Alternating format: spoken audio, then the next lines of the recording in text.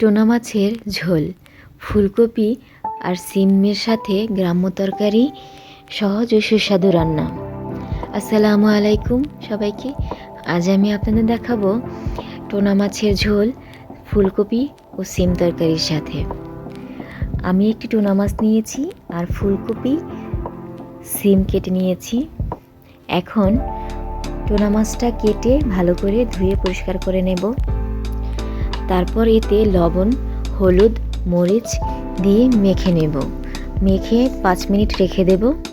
এরপর কড়াইয়ে অল্প তেল গরম করে এতে মাছগুলো ভেজে নেব।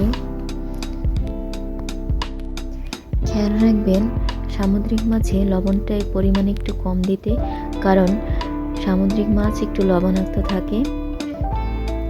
মাছগুলো খুব বেশি ভাজবো না, হালকা ভেজে নামিয়ে ফেলবো। সামুদ্রিক মাছের উপকারিতা অনেক।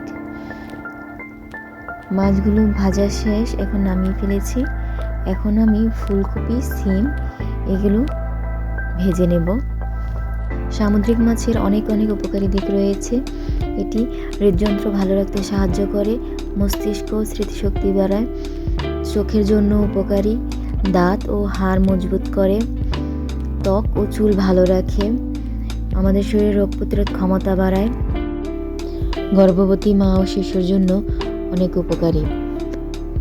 সামুদ্রিক মাছ শুধু স্বাদেই ভালো না, শরীরের জন্য বেশ উপকারী। ফুলকপিগুলো হালকা ভাজা হয়ে গেছে। এখন আমি এতে অল্প লবণ ছিটিয়ে দেব। লবণ দেওয়ার ফলে পানি বেরিয়ে এসেছে। এই পানিতে ফুলকপিটা অর্ধেক সেদ্ধ হয়ে যাবে। এখন আমি ঢেকে আরেকটু রান্না করব। তারপর ফুলকপি ভাজা হয়ে এলে দেখতে পাচ্ছেন তেল উঠে এসেছে। এই তেলের মধ্যেই আমি আদা রসুন বাটা দিয়ে, হলুদের গুঁড়ো, মরিচের গুঁড়ো, ধনিয়া গুঁড়ো, লবণ দিয়ে অল্প পানি দিয়ে কষিয়ে নেব। আমি ফুলকপিগুলোকে নামাবো না, কড়াই থাকা অবস্থায় আমি কষিয়ে নেব। মশলা দিয়ে একসাথে কষিয়ে নেওয়া যায়, এভাবেও রান্না করা যায়। আপনারা ট্রাই করে দেখবেন। 2-3 মিনিট কষিয়ে নেওয়ার পর আমি এতে অল্প পরিমাণ পানি দিয়ে ঢেকে দেব।